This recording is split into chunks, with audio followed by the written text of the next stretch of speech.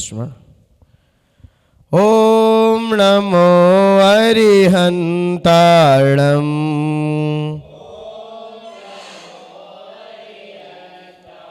ओम नमो सिद्धार्णम्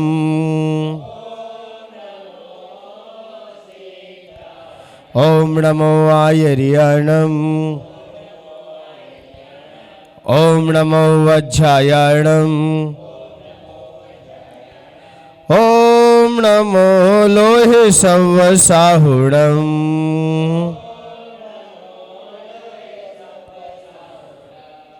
ओम नमो लोहे सवसाहुणम्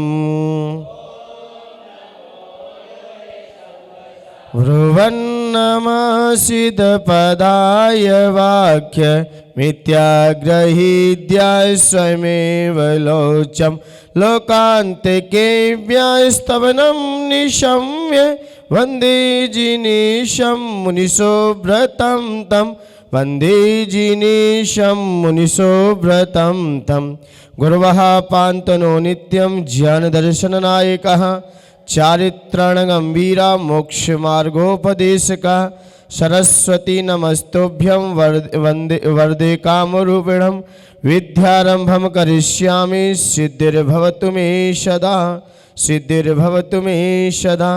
जय बोलिए अनंत सिद्ध परमेष्ठी भगवान की। प्रथम तीर्थंकर श्री ऋषभनाथ भगवान की। देवाई देवी कल्याण श्री मुनि सुब्रतनाथ भगवान की। धर्म तीर्थ शासन नायक अंतिम तीर्थंकर भगवान महावीर स्वामी की। आचार्य भगवंत गुरु श्री कुंद कुंद स्वामी की। आचार्य भगवंत गुरु श्री वृक्ष सागर जी गुरुदेव की। उच्चारणाचार्य श्री विनम्र सागर जी गुरुदेव की। अहिंसामयी जैन धर्म की।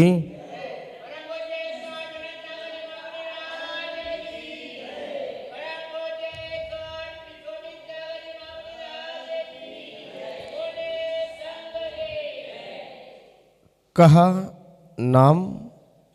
नामा अर्चना। अर्चना किसे कहते हैं, पूजन किसे कहते हैं, आराधना किसे कहते हैं। आचार्य भगवंत वीरसेन स्वामी जिन्होंने धवला जी की टीका में कई जगह उन्होंने अपनी लेखनी से उस पूजा को सिद्ध किया है, वह अष्टद्रव्य का प्रमाण अन्य ग्रंथों में भी उपलब्ध है। सठखंड आगम जैसे महान ग्रंथों के अंदर भी लिपिबद्ध है। आचार्य भगवंत कहते हैं कि जल चंदन आदि धूप फल आदि से जो सद्भक्ति से हम भगवान की अर्चना करते हैं, पुष्प आदि से भी भगवान की पूजन का प्रमाण कई जगह प्राप्त है। और कल अपन ने समझ भी लिया था कि पूजन के प्रमाण, पूजन का अर्थ अपन ने किस तरीके से निकाला। लेकिन आज का विषय है कि सर्वप्रथम जल क्यों आया।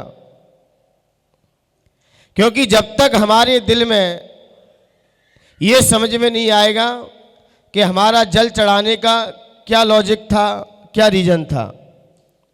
क्योंकि हमने भगवान की स्थापना कर ली, तो बीच स्वस्तिक बनता है, उसके ऊपर 3 बिंदु होते हैं, उसके ऊपर सिद्ध शिला, बस इतना ही होता है। क्योंकि स्वस्तिक चारों गतियों का सूचक है। हमें इस संसार जो 4 गतियां हैं, ये 4 गति में जीव भ्रमण कर रहा है, उन चारों गतियों से निकलकर रत्नात्रय से सुशोभित होकर और सिद्धालय पे जाके विराजमान हो, बस यही सूचक है उसका। स्वस्तिक जब भी दीक्षा कोई दीक्षार्थी लेता है तब भी उसके नीचे स्वस्तिक बनता है, क्योंकि दीक्षा ही 4 गतियों के भ्रमण में रोकने में कारण है। संसार रूपी चक्र का भ्रमण रोकने में कारण है, इसलिए उसके नीचे क्या है, स्वस्तिक बनाया जाता है। और उसके ऊपर रत्नात्रय का सूचक है, उसके ऊपर सिद्ध शिला है। बस ये हमारा ध्येय है। पूजन करने का हमारा ध्येय यही था कि भगवान मैं भी जैसे आप 4 गतियों के चक्कर से रत्नात्रय को धारण करके और आप अपने आलय में जाके विराजमान हो गए हो, बस वही मेरा प्रतीक है। जल हमने इसलिए चढ़ाया क्योंकि जल चढ़ाने का हमारा लॉजिक कोई ये नहीं है कि हम जल भर के लेके आए हैं। जल का लॉजिक है क्योंकि जल सारे मलों को धोता है। जल किसका प्रतीक है? सारे मलों को धोएगा।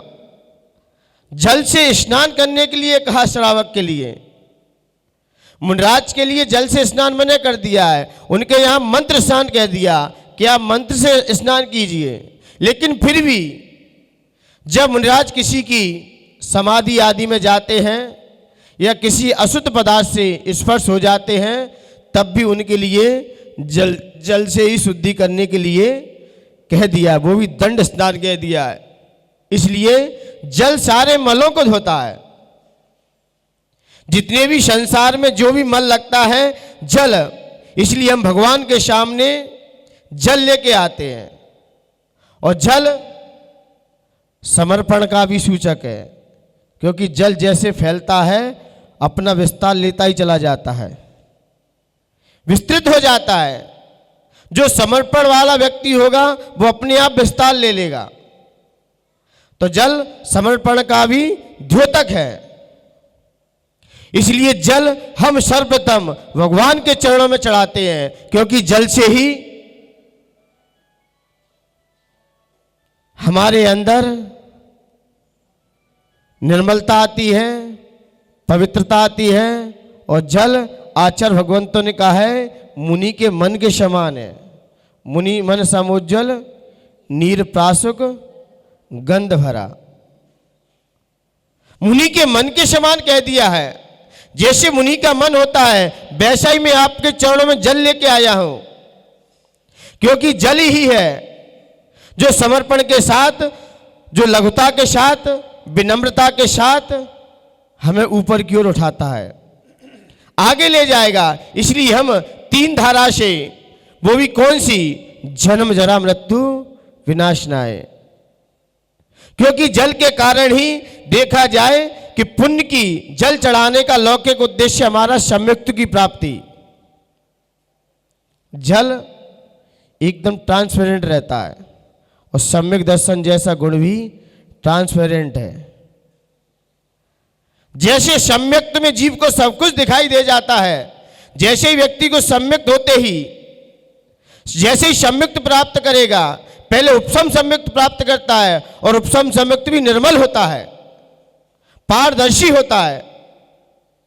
आप उसमें आपकी अपनी आत्मा में क्या क्या लगा है सब स्पष्ट हो जाएगा। उपसम सम्यक्त में और छायक सम्यक्त में कोई अंतर नहीं है देखा जाए तो। लेकिन जैसे ही उपसम करने के बाद क्षयोपसम करता है और फिर छायक करता है, तो छायक सम्यक दृष्टि उतना ही जानता है जितना केवली भगवान जानते हैं। बस अंतर इतना है, भगवान प्रत्यक्ष जानते हैं, वो परोक्ष जानता है।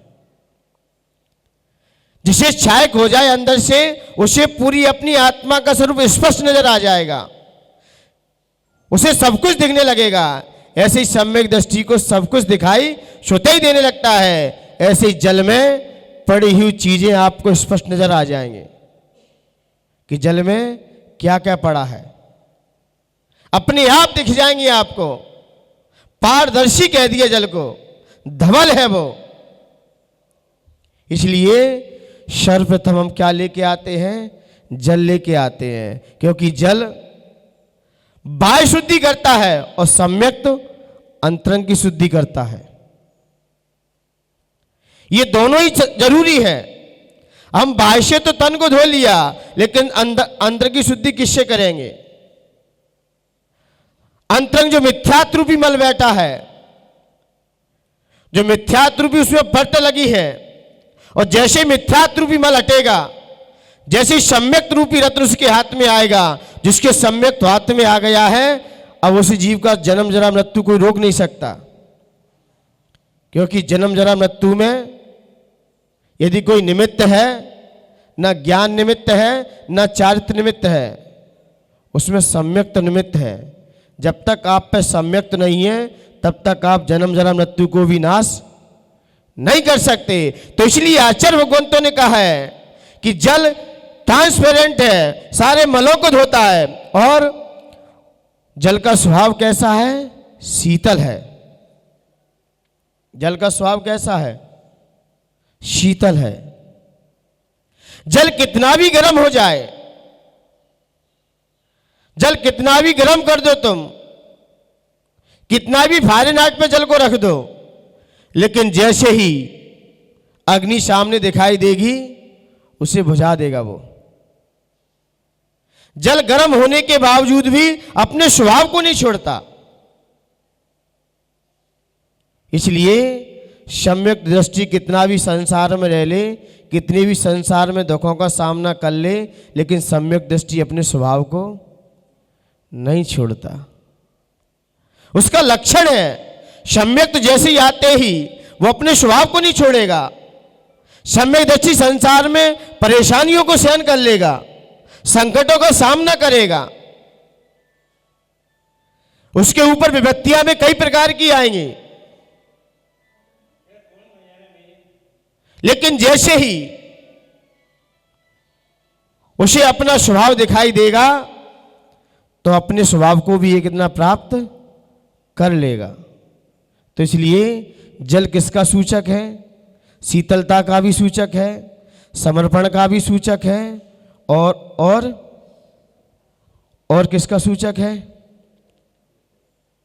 निर्मलता का भी सूचक है, और सम्यक्त का भी द्योतक है।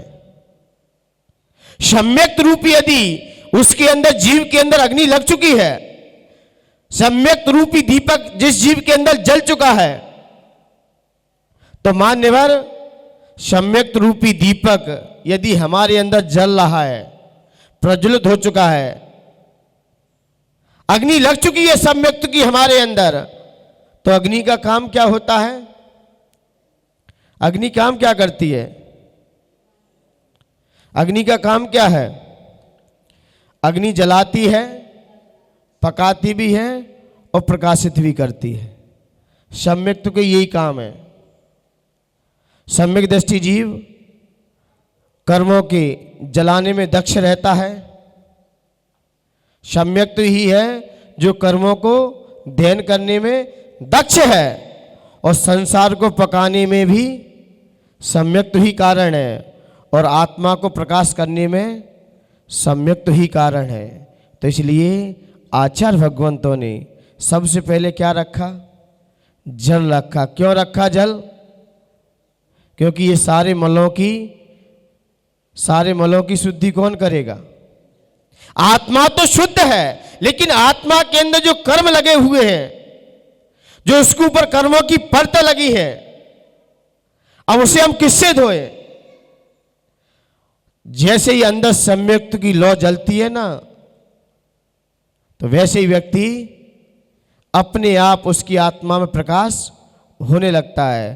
तो जल बहुत सारा सूचक देखे जाएगा। इसलिए जीव संसार में आता है और सम्यक्त को प्राप्त ना कर पाए तो जन्म जन्म मृत्यु का भी नाश नहीं कर सकता। इसलिए जल सम्यक्त का सूचक कह दिया। लेकिन जैसे ही जल के बाद आचार्य भगवंत ने कहा आपने सम्यक्त ले लिया, सम्यक्त को आपने प्राप्त कर लिया, लेकिन आपका ध्येय क्या है, आपका लक्ष्य क्या है? अब सम्यक जल के बाद क्या आता है? चंदन आता है। चंदन देखा जाए, चंदन भी शीतलता का द्योतक है और श्रद्धा का भी द्योतक है। यहां पर आचार्य भगवंतों का कहना है कि जैसे ही हमारे अंदर वह भक्ति रूपी और समर्पण रूपी, यदि भक्ति भाव के साथ और पूर्ण समर्पण के साथ ज्ञान रूपी कलश में यदि हम श्रद्धा भरा जल लेकर आए, तो मान्यवर श्रद्धा भरा जल ही व्यक्ति के अंदर जन्म जन्म मृत्यु को नाश कर देगा। लेकिन हमने जल चढ़ा तो दिया, लेकिन आचार्य भगवंत कहते हैं अब ये इसके बाद चंदन क्यों आ गया? तो चंदन किसके लिए है? भवाताप। अब सम्यक दृष्टि जीव संसार में तो रहेगा, लेकिन उसके अंदर संसार नहीं रहेगा।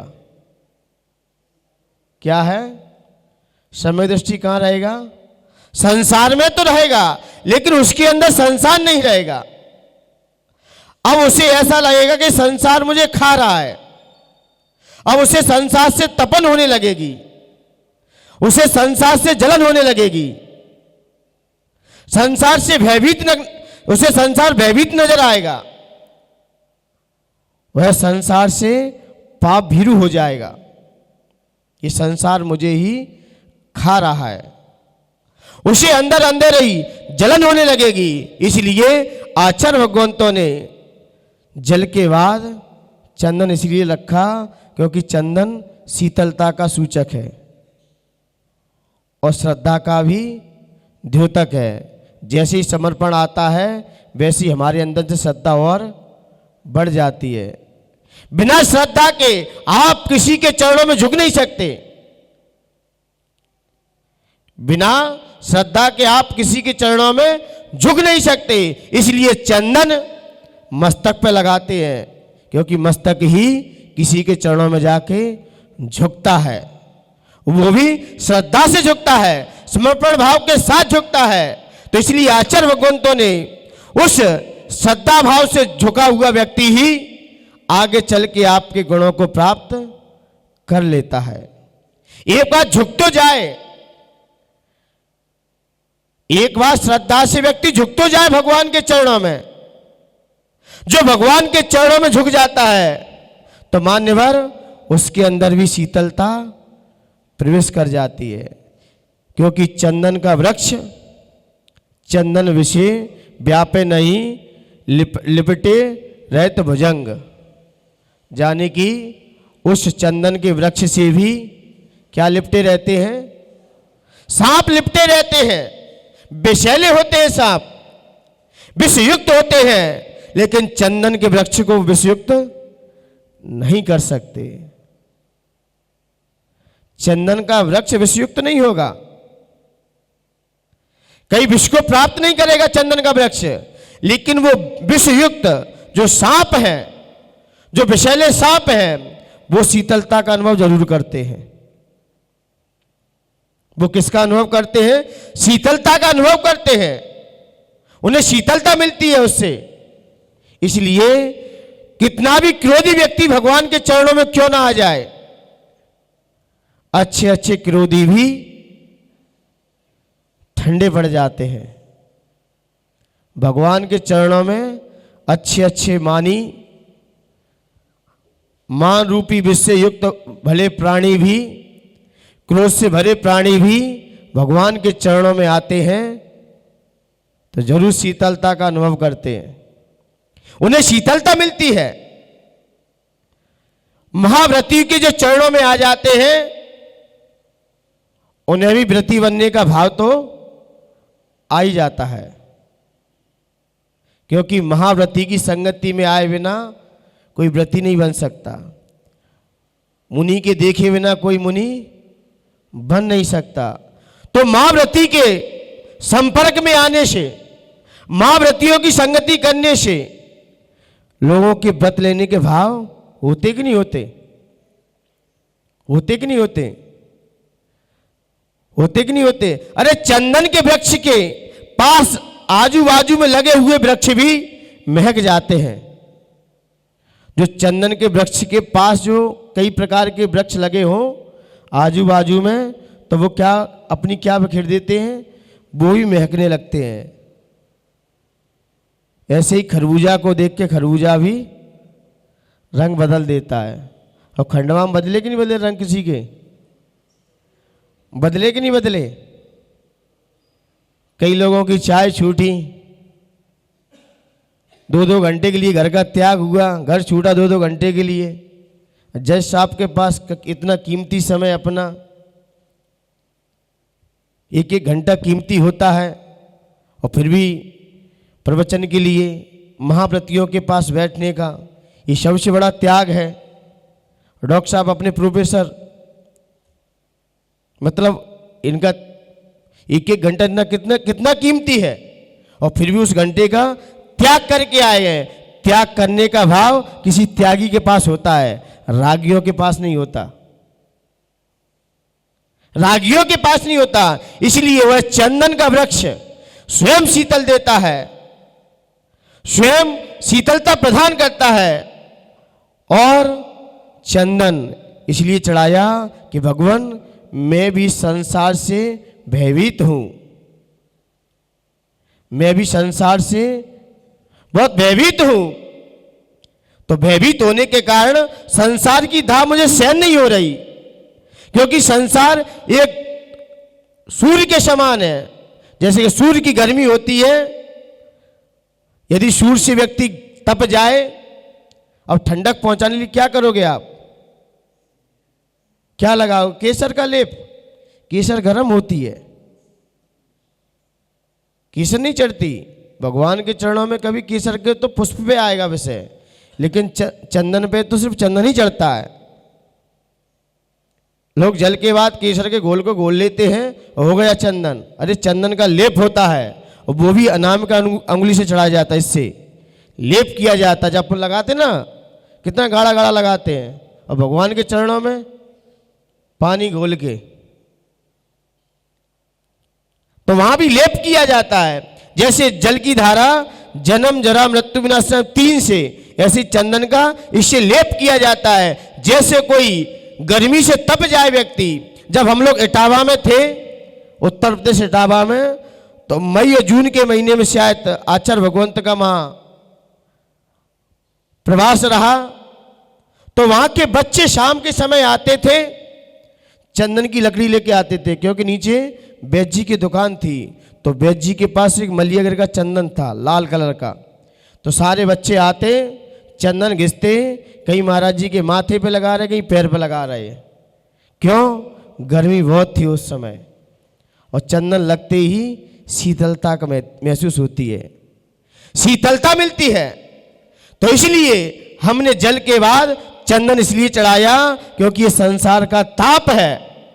संसार के ताप के लिए हम क्या करते हैं?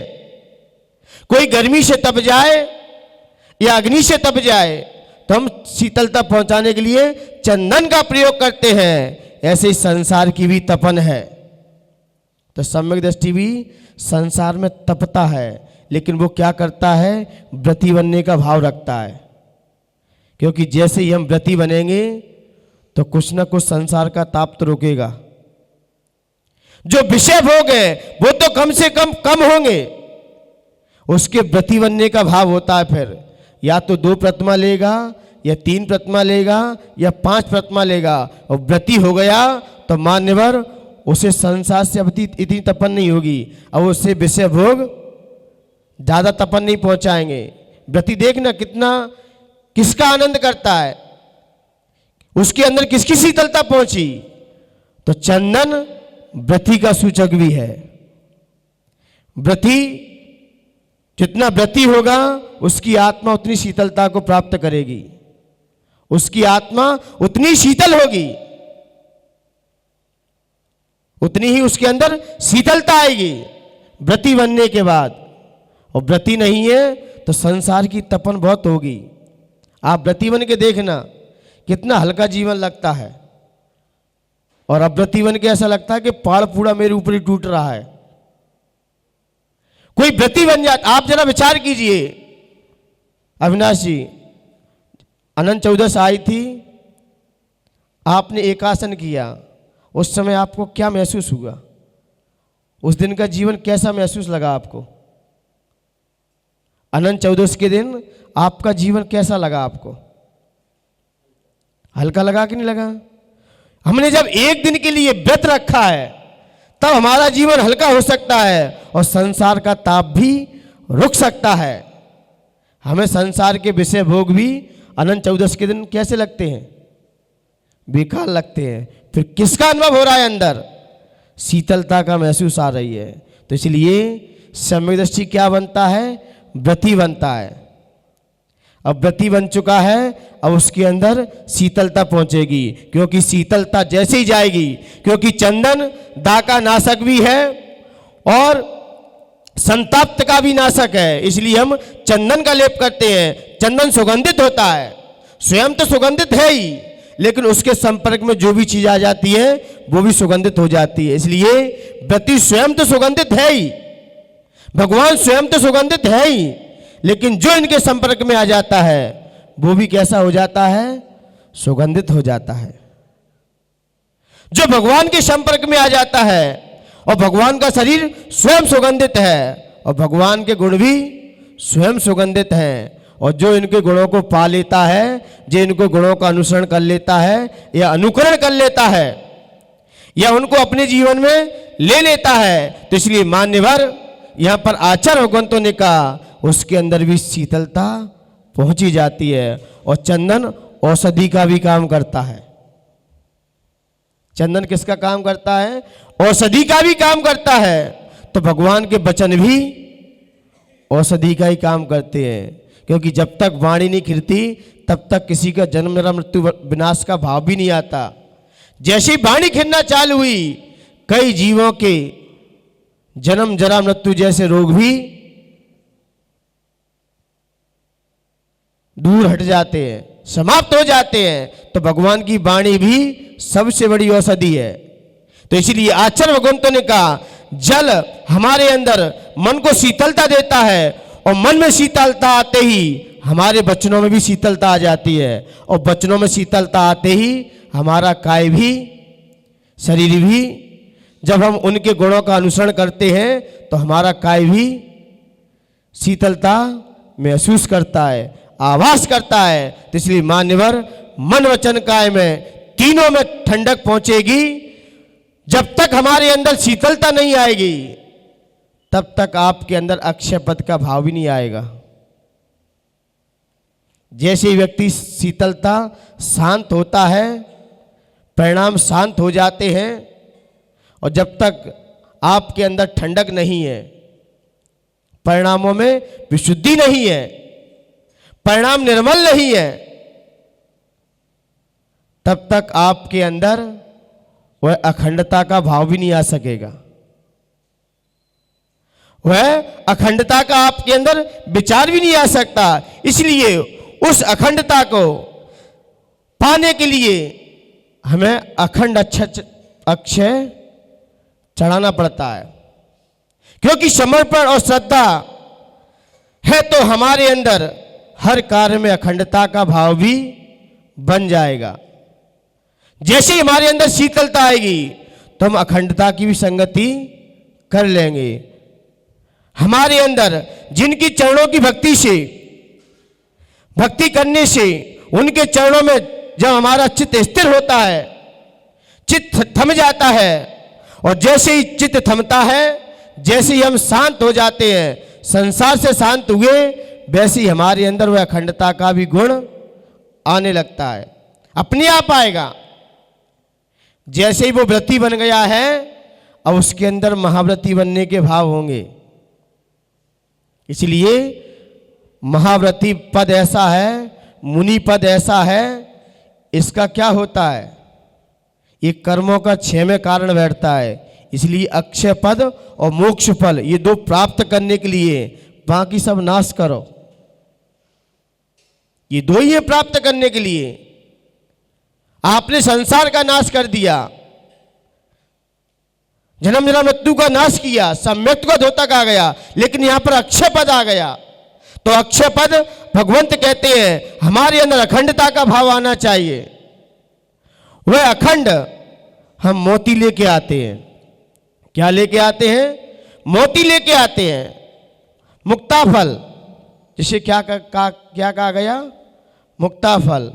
यदि मुक्ता फल का भाव है तो अखंड अक्षत लेके आइए। खंड खंड नहीं होना चाहिए, अखंड होना चाहिए, क्योंकि रत्नात्रय अखंड होता है। पहले व्रती बने, अपन क्या बने? अब महाव्रती बने। क्योंकि जैसे ही व्यक्ति के अंदर अखंडता आती है, अखंडता प्राप्त हमारे अंदर वह रत्नात्रय गुण जैसे ही प्रकट होता है, तो हमारी आत्मा के अंदर भी अखंडता का वास होने लगता है, प्रवेश हो जाता है। क्योंकि आत्मा के गुण खंड खंड नहीं है। आत्मा के गुण कैसे हैं? अखंड हैं। के गुण कैसे हैं? अखंड हैं। तो आत्मा के उन अखंड गुणों को प्राप्त करने के लिए वह अखंड अक्षय पद चढ़ा रहे हैं। क्या चढ़ा रहे हैं? अक्षय चढ़ा रहे हैं, क्योंकि जो गुण जैसा है उसका वही प्रतीक है। आत्मा के गुण भी अखंड हैं और निरावरण होता है। अक्षय पद कैसा होता है? निरावरण होता है, आवरण नहीं होता इसके ऊपर, न द्रव्य कर्म, न भाव कर्म, न नो कर्म। इसलिए चावल क्यों रखे गए अक्षत में? क्योंकि इस पे पड़ते हट गई हैं। छिलका हटा के ही वह अक्षय पद को हुआ है, वह चावल भी अक्षत हो गया। क्योंकि कौन कौन से कर्म हट गए? द्रव्य कर्म, भाव कर्म और नो कर्म। जैसे ही वो ये आवरण हटे तो वह चावल भी क्या हो गए? अक्षत हो गए। अब इसकी उत्पत्ति अब नहीं हो सकती, क्योंकि इस पे आवरण हट चुका है। ऐसे हमारे अंदर भी कई प्रकार की आत्मा में आवरण बैठे हैं। द्रव्य कर्म भी बैठा है, नो कर्म भी बैठा है और भाव कर्म बैठा है। जब तक बैठे रहेंगे तब तक आपकी आत्मा संसार में जन्म मरण करती रहेगी। तो यहाँ पर अक्षय पद जो इष्ट के प्रति एक तान का द्योतक है। अक्षत अपने इष्ट के प्रति एक तान का द्योतक भी है। एक तान यानी कि एकता का भी द्योतक है और भेद विज्ञान का ही प्रतीक है।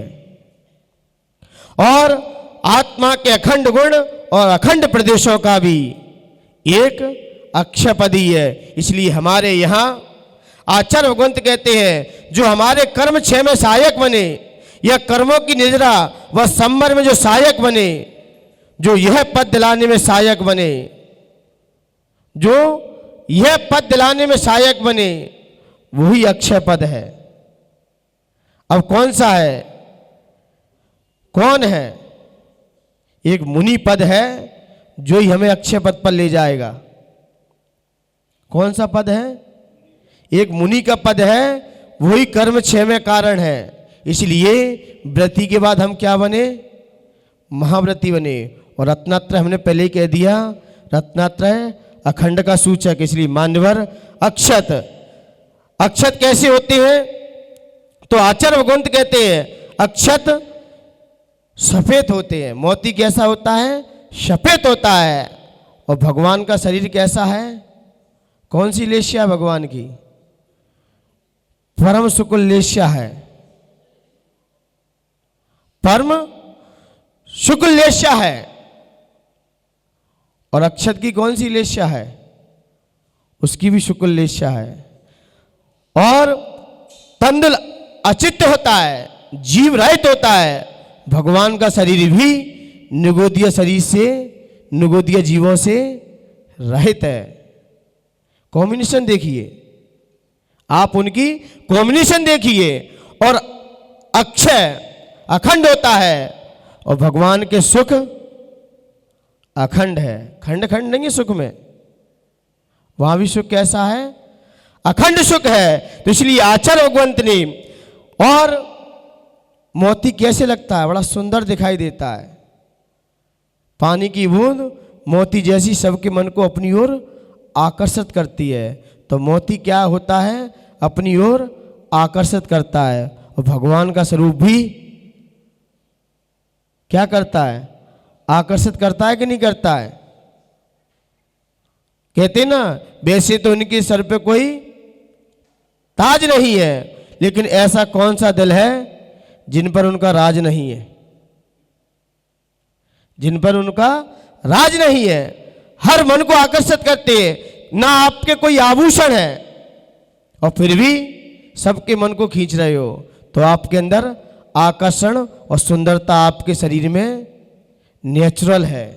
ऐसे ही मोती भी नेचुरल होता है, आर्टिफिशियल नहीं होता, नेचुरल होता है। तो इसलिए यहाँ आचार्य भगवंतों ने देखा जाए आहार भी लिया तो उन्हीं चावलों का लिया, और वो भी धवल दूध भी था और चावल भी कैसे थे?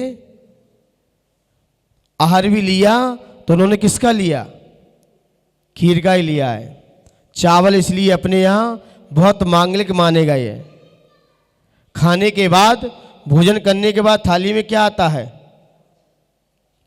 क्या आता है?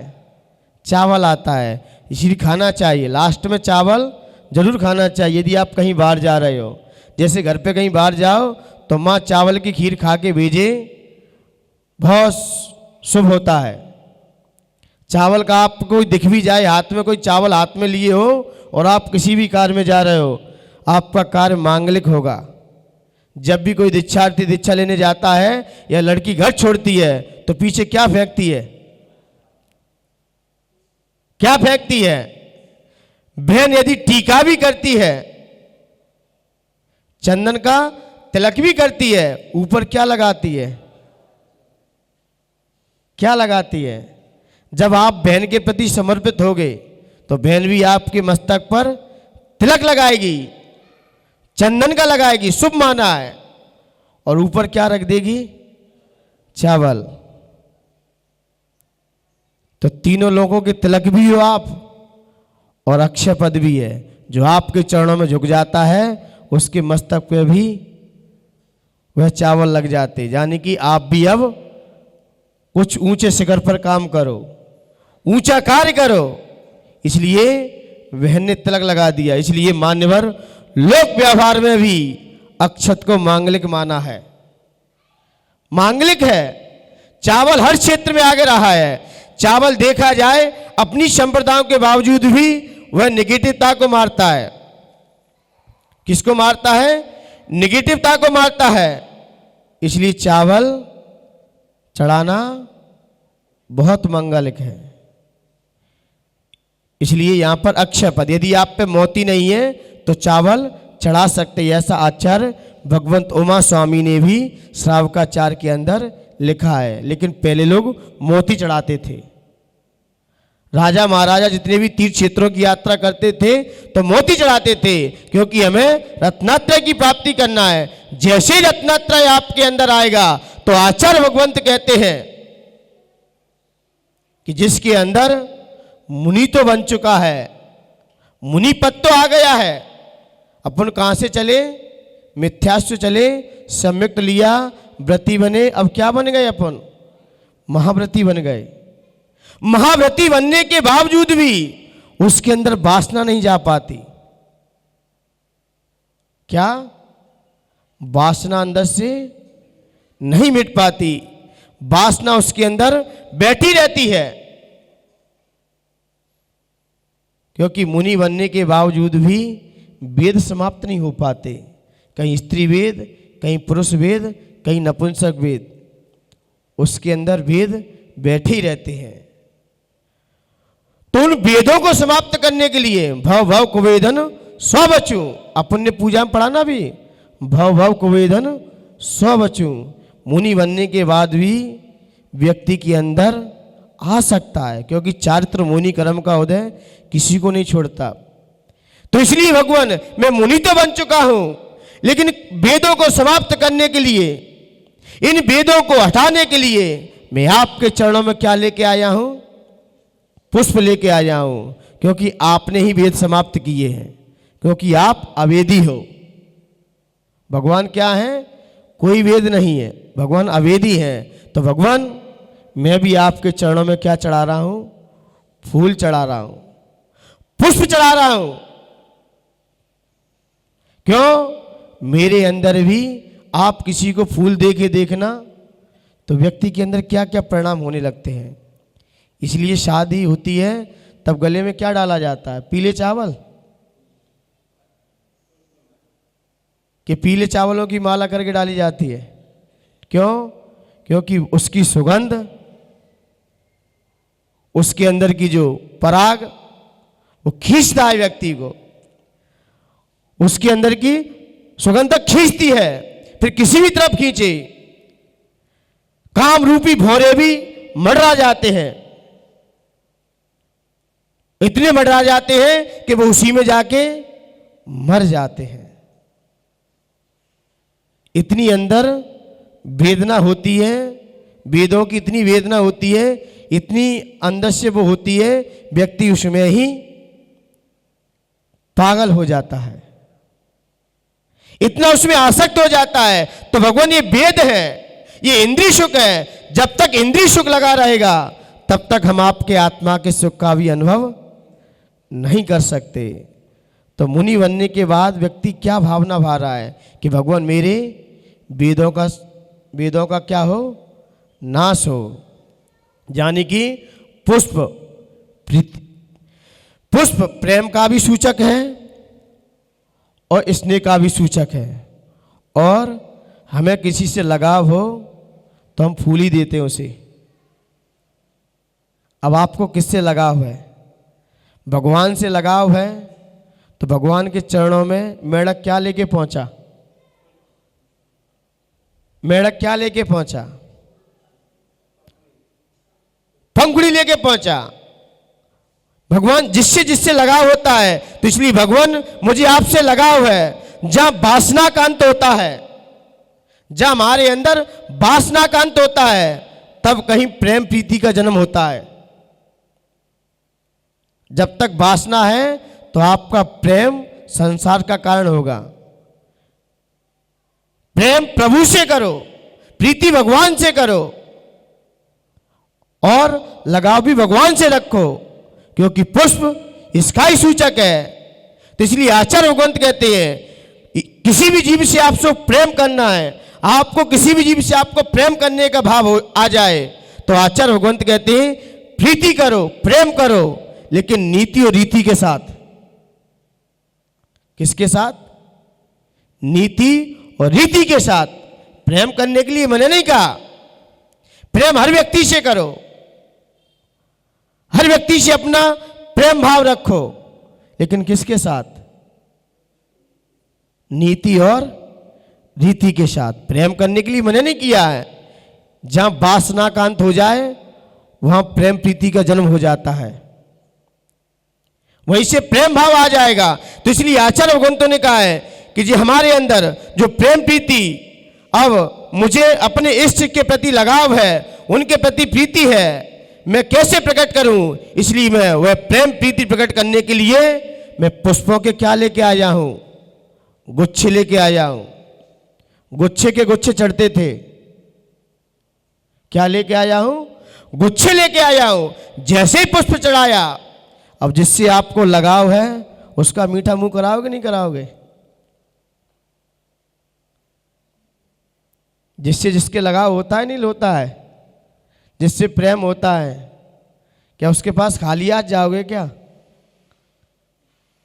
कराओगे? जिससे लगाव हो गया, आपको प्रीति हो गई, स्नेह हो गया, आपका प्रेम बढ़ गया, अब उसके पास खाली हाथ जाओगे? कुछ लेके जाओगे? हैं? कुछ होगा कि नहीं होगा? कुछ अविनाश जी क्या लेके जाओगे? जिससे प्रेम है, लगाव है, किसी फ्रेंड से भी किसी फ्रेंड को लगाव हो जाता है तो मीठी क्या लेके पहुंच जाता है?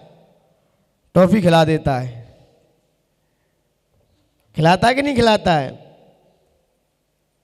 खिलाता है कि नहीं खिलाता है? जिससे लगाव है तो आचार्य भगवंत कहते हैं, आचार्य जिससे प्रीति स्नेह है उसको प्रति भी हम कुछ अर्पित करते हैं, कुछ ना कुछ भेंट लेके जाते हैं। रिक्त पाणिना कर्तव्यम देवता गुरु दर्शनम। यदि देवता गुरु के पास जाना है कभी खाली हाथ मत जाना। किसी के पास जाना है कुछ लेके जाओ। इसलिए पहले के लोग अपनी बहन के पास भी जाते थे या किसी रिश्तेदारी में जाते थे तो हाथ में क्या ले जाते थे? किसका डिब्बा? मिठाई का डिब्बा या कोई फल, क्योंकि वो भी रस से भरा है।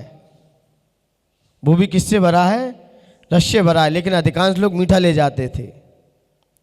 तो हमें जिससे प्रेम है, प्रीति है, जिससे प्रेम होता है उसके पास कभी खाली हाथ नहीं जाया जाता और वह निवेदन करते हुए दिया जाता है। इसलिए नैवेद्य चढ़ाया जाता है।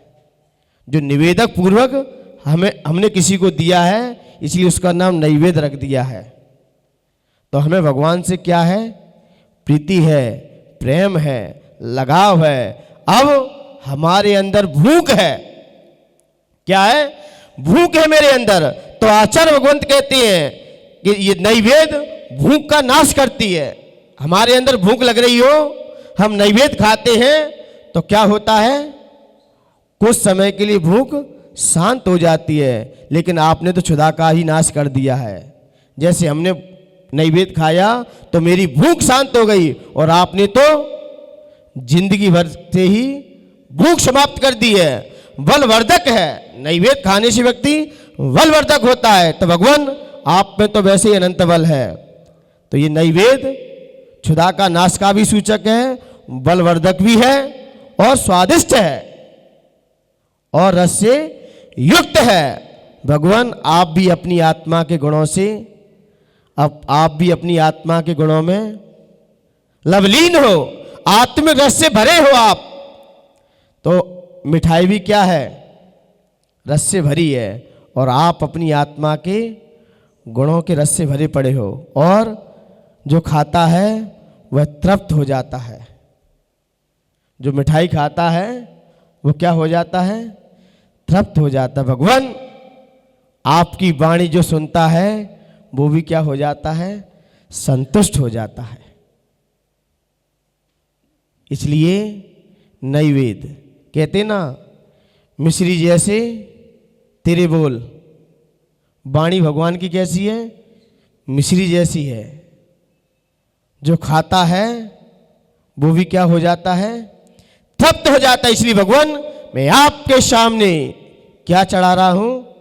नैवेद्य चढ़ा रहा हूं, क्योंकि एक तो क्या है मुझे आपसे प्रीति है, प्रेम है और लगाव है।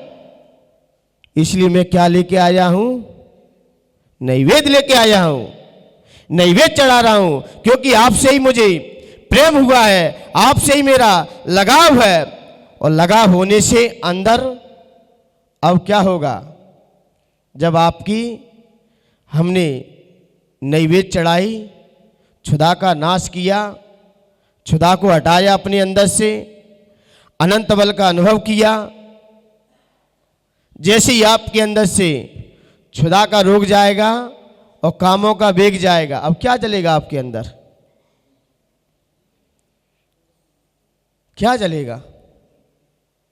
जब आपके अंदर से वासना चली गई और क्षुधा चली गई, इसी के कारण तो हम घर में घुसते हैं। घर में व्यक्ति कब जाता है? मात्र दो ही कारण है जी, दो ही कारण है, या तो क्षुधा को शमन करने के लिए या कामों के वेग को समाप्त करने के लिए। इसलिए जीव संसार में दो ही कारण घूम रहा है, इसलिए इनको बीच में रखा है। इसका विषय हम आगे लेंगे, बीच में क्यों आया ये। लेकिन जैसे ही आपके अंदर से क्षुधा का शमन हुआ, क्षुधा का नाश हुआ, तो फिर क्या जलेगा आपके अंदर? जीव क्या जलाएगा फिर? स्वतः ही उसके अंदर दीप जलेगा, स्वयं उसकी आत्मा प्रकाशित हो जाएगी। अब स्वयं उसकी आत्मा, क्योंकि कल कहा गया क्षुधा क्या कहा गया? महाभयानक रोग है। क्षुधा को महाभयानक रोग कह दिया, क्योंकि क्षुधा लगती है तो व्यक्ति फिर कुछ नहीं देखता, सब कुछ खा जाता है। भूख के आवेश में सब कुछ नहीं देखता, तो इसलिए क्षुधा महारोग है। और जैसे क्षुधा का शमन हुआ जीव के अंदर, पहले वेद हटाए और फिर क्षुधा समाप्त की, और क्षुधा समाप्त करते ही क्या हुआ? दीप जल गया। किसका? ज्ञान का। जैसे ही दीप जला उसके अंदर, तो आचार्य भगवंत कहते हैं दीपक सुपर प्रकाशी होता है, अपनी आत्मा को ही प्रकाशित करता है, और उसके अंदर जो वस्तु आ जाए उसको भी क्या कर देता है? प्रकाशित कर देता है। इसलिए आचार्य भगवंतों ने क्षुधा के बाद, क्योंकि जैसे ही भूख समाप्त होगी उसके अंदर क्या जलेगा? ज्ञान का दीप जलेगा। दीपक को आचार्य भगवंतों ने कई प्रकार की उपमा देते हुए कहा, क्योंकि आचार्य भगवंत ने हरिवंश पुराण में भी एक प्रसंग मिलता है, जब भगवान महावीर स्वामी को केवल मोक्ष हुआ और संध्या वेला में गौतम स्वामी को केवल ज्ञान हुआ तो क्या जलाए गए थे? फिर दीपक जलाए गए थे, क्योंकि आपने क्षुधा का भी नाश कर दिया, तभी आपके अंदर ज्ञान का दीप जला है, ज्ञान का दीप प्रज्वलित हो चुका है, तो वह सफल प्रकाशी होता है। इसलिए मान्यवर ज्ञान का दीपक आपने ही जलाया है, तो वही मैं दीपक लेके आ रहा हूं। भगवान मेरे अंदर भी वह दीपक जले। और दीपक कैसा होता है? रत्न दीपक। कैसा होता है? रत्न दीपक होता है। रत्न दीपक पीला होता है, इसलिए हम चटक कैसी कर लेते हैं? पीली कर लेते हैं। और दीपक में घी होता है और चटक में क्या है? तेल है। तो उसका प्रतीक कर लिया हमने। वैसे तो दीपक ही चढ़ाओ जब बोल ही रहे हो, और नहीं है तो पीली चटक का हमने क्या क्या द्योतक किया? तो इसलिए मान्यवर यहां पर वह पीली चटक या दीपक लेकर हम आपके चरणों में आए हैं, ताकि हमारा मोह का क्या हो? नाश हो, मोह का विनाश हो। इसलिए आचार्य भगवंतों ने कई जगह दीपकों के प्रमाण देते हुए कहा कि यदि हम घी का दीपक यदि हम जलाते हैं तो वायुमंडल में कई प्रकार की नेगेटिवता समाप्त हो जाती है, और घी के दीपक के सामने बैठ जाओ तो आपकी आंख की ज्योति भी बढ़ जाती है, बढ़ जाती है। और कोई मंत्र साधना करनी है, आपको किसी विशेष मंत्र की साधना करनी है, तो आचार्य भगवंत कहते हैं तेल का दीपक जलाओ। और भगवान की पूजा करनी है तो घी का दीपक जलाओ। यहां घी का दीपक होना चाहिए, क्योंकि दीपक के बारे में कई जगह प्रमाण मिले हैं। 3 दीपक को 3 लोक का आस्था का केंद्र कहा गया है। आप 3 लोक के दीपक हो, क्या ना 16वें छंद में, आप दुनिया के अपूर्व दीपक हो। तेल बाती से रहित होते हुए भी आप तीनों लोगों में अपूर्व दीपक हो। और आस्था है, दीपक जलते ही व्यक्ति हाथ जोड़ लेता है। संध्या वेला में कोई दीपक जलाए या कोई प्रकाश करे तो व्यक्ति कितना भी नास्तिक हो हाथ तो जोड़ ही लेगा। जोड़ता है कि नहीं जोड़ता है? रात्रि में दीपक जला, दुकानदार लोग या लाइट चालू करते तो क्या करते हैं? जोड़ते कि नहीं जोड़ते?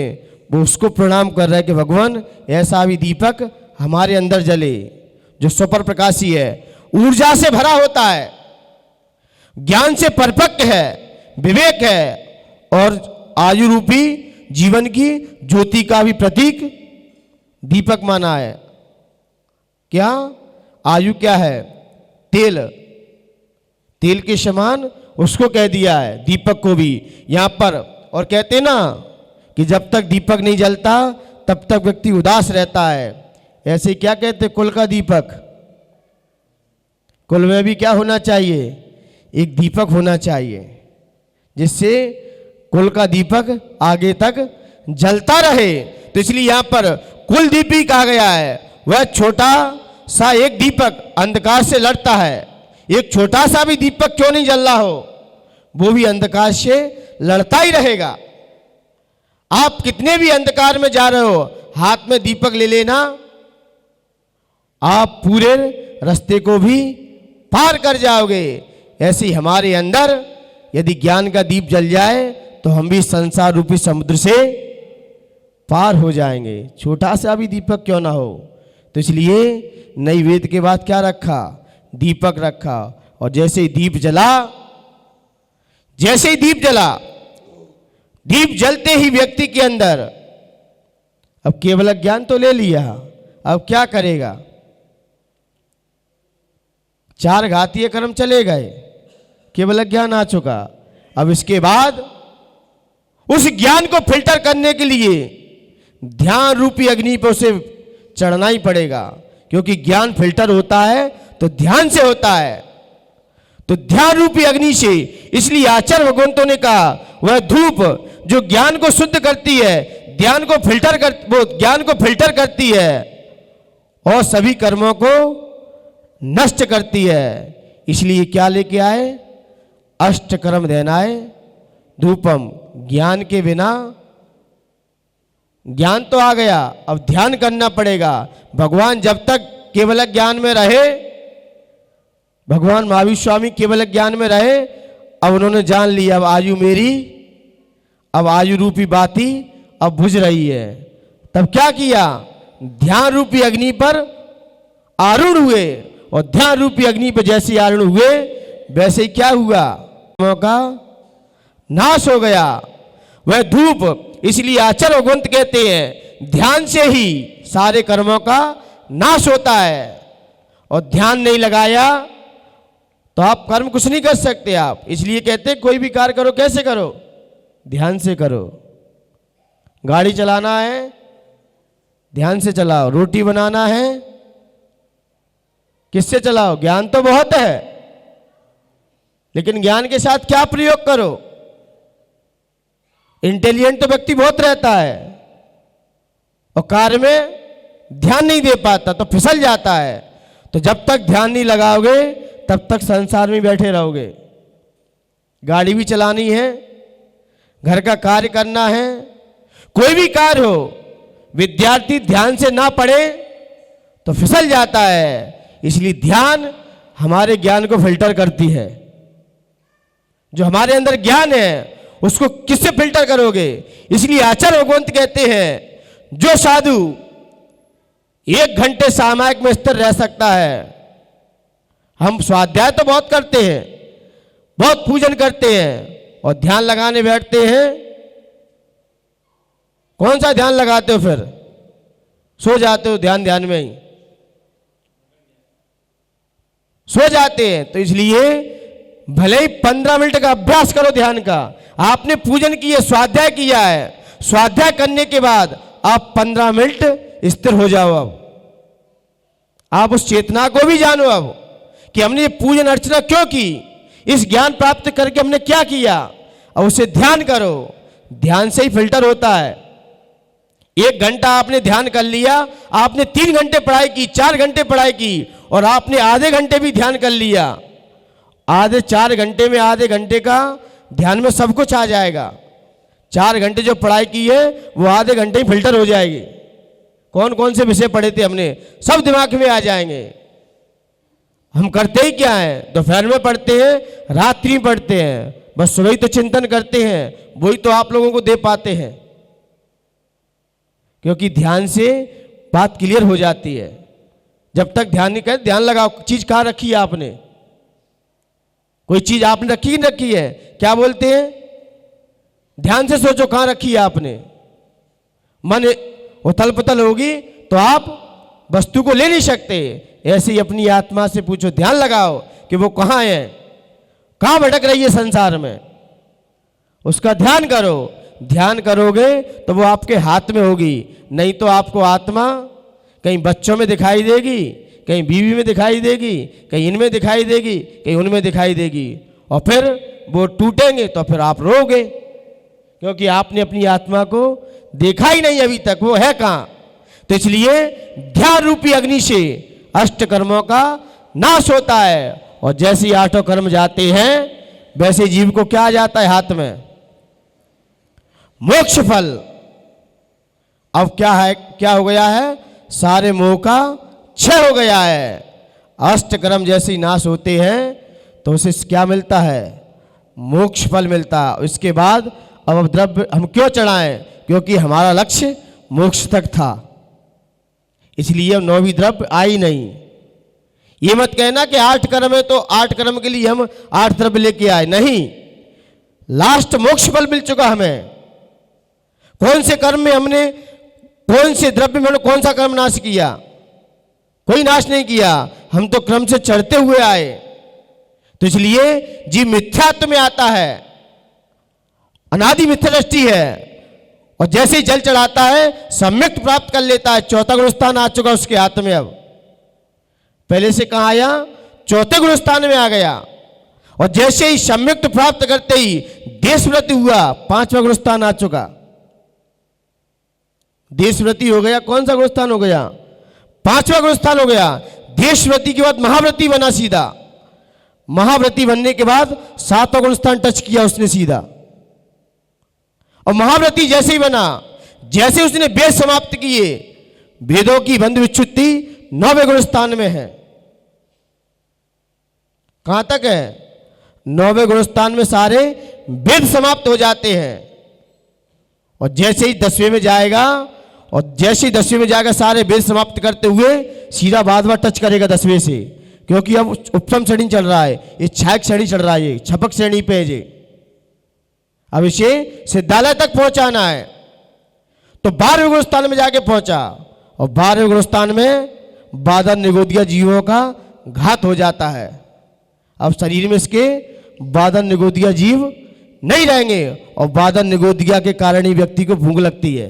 ना आत्मा खाती है, ना शरीर खाता है। ना आत्मा भोजन करती है, ना शरीर भोजन करता है। भोजन कौन करता है? जो हमारे अंदर बादन निगोदिया जीव बैठे हैं, वो भोजन करते हैं। जब तक बादन निगोदिया जीव आपके रहेंगे, इसलिए व्यक्ति 9वें से 10वें में जा सकता है, 11वें में पहुंच सकता है, लेकिन 11वें से व्यक्ति गिर भी जाता है। जो सिद्धांत के पढ़े होंगे वो समझ लेंगे। 11वें गुणस्थान से व्यक्ति संसार में घूम सकता है, अर्ध पुर्तगल परावर्तन तक भ्रमण कर सकता है। 9वें से 10वें भी गया है, और 11वें गुणस्थान से गिरेगा, नीचे आ जाएगा। लेकिन ये छायक वाला 10वें में जाता है और सीधे बाद में जाकर टच करता है, और 12वें गुणस्थान में सारे कौन से बादन निगोदिया जीव हट जाते हैं, और वहां भूख समाप्त हो जाती है। अभी तक तो सत्ता में थी, भले ही 7वें गुणस्थान में, 8वें गुणस्थान, 9वें गुणस्थान में बंध से विच्युति हुई थी असाता वेदनी की, लेकिन सत्ता में तो थी। लेकिन सत्ता में 12वें गुणस्थान में समाप्त होती है, क्योंकि 12वें गुणस्थान में 16 प्रगतियों का क्षय होता है सीधा। 5 ज्ञानावरण और 6 दर्शनावरण और 5 अंतराय, ये 12वें गुणस्थान में क्षय हो जाते हैं। तो यहां जैसे ही समाप्त होंगे, भूख गई, 12वें से कहां जाएगा व्यक्ति? 13वें गुणस्थान में। भगवान कौन से गुणस्थान में बैठे हैं? केवल अज्ञान 13वें गुणस्थान का ही सूचक है। जैसे ही 13वें गुणस्थान में पहुंचे, ध्यान की आरोहण हुए, सारे कर्मों का नाश किया, मोक्ष फल तो स्वतः ही मिल जाएगा। तो इसलिए जल के बाद चंदन चढ़ाने का ये लॉजिक था। मिथ्यात्व से लेकर हमने पहले मन को क्यों निर्मल किया? जल में हमने क्या किया? मन को निर्मल किया। क्यों? बिना मन के निर्मल किए व्यक्ति मोक्ष की यात्रा नहीं कर सकता। तो इसलिए मन हमने नहीं निर्मल कर लिया, पहले ही हमने अपने मन को एकदम ट्रांसपेरेंट कर दिया, क्योंकि भगवान अब मुझे आपके गुणों को पाना है। इसलिए हमने जल के बाद ये चंदन आदि का क्रम इसलिए रखा। इसलिए मान्यवर, आपने इस भूमिका को समझते हुए आचार्य भगवंत ने अपने सामने ये सारी विशेषताएं रखी। इस विशेषता को जानकर हम अपने जीवन में भी जब भी पूजन करें, बड़े भाव से करें। पहले योग को संभालो, मन वचन का योगों को संभालो, मन को निर्मल करो, फिर वचन में निर्मलता लाने का प्रयास करो, और फिर शरीर को भी एकदम विनम्र बना लो। आपने तीनों योगों को संभाल लिया तो आप परमात्मा की यात्रा भी अच्छे से कर सकते हो। और नहीं, लोग द्रव्य चढ़ाते हैं, पता ही नहीं चलता कब क्या चढ़ा दिया। एक एक द्रव्य पर एक एक भाव तैयार कीजिए, तभी हमारी ये पूजा भाव सहित कहलाएगी। नहीं तो द्रव्य का ढेर सुमेरु पर्वत भी कम पड़ जाएगा, लेकिन आपके आत्मा के अंदर गुणों का विकास नहीं हो सकता। इसलिए मान्यवर, हमारा द्रव्य चढ़ाने का उद्देश्य ये था कि भगवान मुझे आपके गुण चाहिए। द्रव्य तो आलम्बन है पूजन में, लेकिन हमें तो अपने भावों की शुद्धि करना है, भावों की विशुद्धि करना है। इसलिए मैं द्रव्य, उत्कृष्ट द्रव्य लेके आया हूं, क्योंकि आपके गुण उत्कृष्ट हैं। इसलिए मान्यवर, यहाँ पर हमें उत्कृष्ट भावों के साथ, उत्कृष्ट द्रव्य के साथ अपने उत्कृष्ट पद को प्राप्त करने का, यही हमारा पूजन करने का उद्देश्य और लक्ष्य रहता है। इसलिए मान्यवर, इन्हीं पवित्र पुनीत भावनाओं के साथ जय बोलिए आचार्य भगवंत गुरुवश्री विनम्र सागर जी गुरुदेव की।